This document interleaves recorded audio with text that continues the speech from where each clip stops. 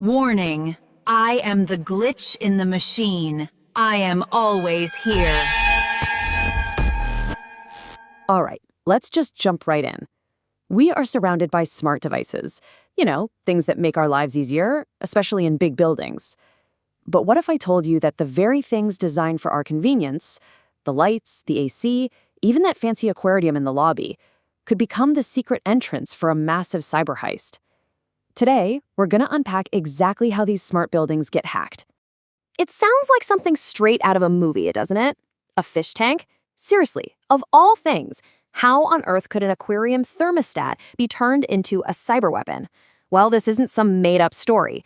It actually happened at a casino back in 2017, and it's the perfect kind of crazy entry point into this whole mystery. And we're not talking about a tiny little data leak here. The hackers got away with a whopping 10 gigabytes of data. Now, to put that into perspective, this was the casino's crown jewels, their entire high roller database. We're talking personal details, betting habits, everything. All of it siphoned out through a Wi-Fi connected thermometer in a fish tank. It's just wild. Now, as bizarre as the fish tank story is, here's what's really unsettling. It's not a one-off. It's actually part of a much bigger and older pattern of attacks. So let's play detective for a minute and take a look at the crime scene to see what other evidence we can dig up. You see, these attacks on smart buildings, they're nothing new. They've been happening for years, and they just keep evolving. It goes all the way back to at least 2013 with a major tech company. Then you jump to 2017, and we get not only our casino heist, but also a pretty terrifying attack on a hotel. And even more recently, in 2021, a big attack hit a super popular automation system. So yeah, this problem is definitely not going away.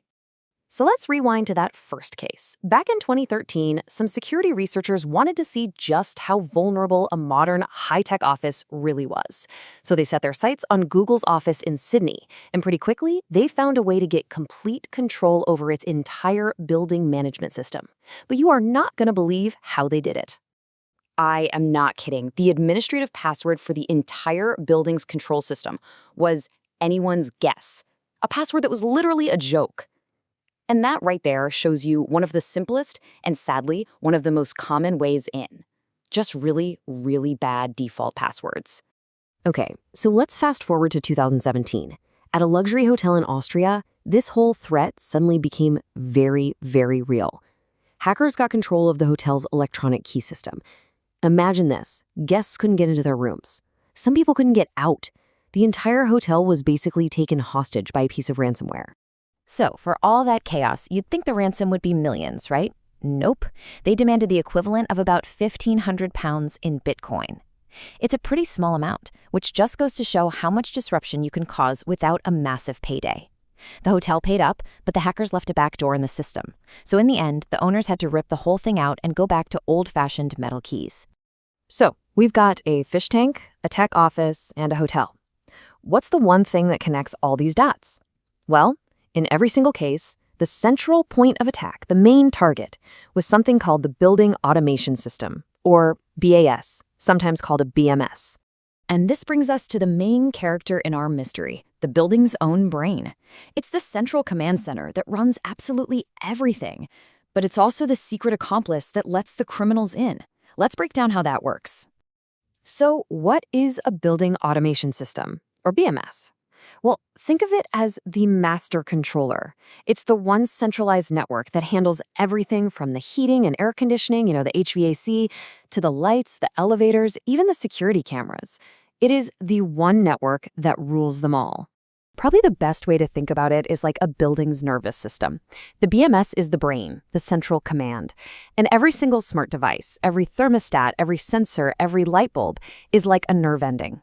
And that right there, that's where the problem really starts. Okay, so if the BMS is the big prize, the thing hackers really want to control, how are they getting past the front door in the first place? Where's the initial weak spot? And the answer is those thousands of little nerve endings. They get in through the insecure fish tank thermostat, or the smart camera that still has its default password. These devices that seem totally harmless, what we call the Internet of Things, or IoT, they're basically unlocked windows that let criminals walk right into the mansion. But this brings up a much bigger question, doesn't it? Why are these systems so weak in the first place? Well, the answer comes down to a fundamental flaw in their design, a decision to choose convenience over security right from the start. See, it all boils down to two completely different ways of thinking. On one side, you have things designed for convenience. They're meant to be plug and play, easy to install, they have simple default passwords so an installer can get it working fast. But on the other side, you have systems designed for security. They assume the world is a dangerous place, they demand complex passwords, and have firewalls built right in. For a long time, way too many smart devices were built with that first mindset. The real solution to this problem is a concept called secure by design. And the idea is simple. You can't just bolt on security at the end, like an afterthought. It has to be baked into the product's DNA from day one. You wouldn't build a house and then try to figure out where the locks go. You build the locks into the doors from the very beginning. So knowing all of this, how do we start to fix it? How do we fortify all of these buildings against attacks that are literally happening as we speak? All right, let's talk about the practical solutions, about how we start locking these digital doors. And there's a real urgency here, because right now, experts estimate there are over 25,000 of these building automation systems just exposed online. They're visible to anyone who knows where to look. They are essentially just sitting ducks. So, here are the absolutely crucial steps. First, and this should be a no-brainer, change every single default password. It's shocking how often this one simple thing is overlooked. Second, isolate the network. The system that controls your air conditioning should never be on the same network as your public guest Wi-Fi. Third, you data vet your vendors. A lot of these breaches happen through third-party contractors. You need to know who has access. And finally, update and patch. All the time. No excuses. So, we'll leave you with this final thought. All those smart devices in your office, at your school, even in your home, they're all designed to make life easier. And they do. But it's worth taking a second to ask yourself, yeah, they might be smart, but are they actually safe?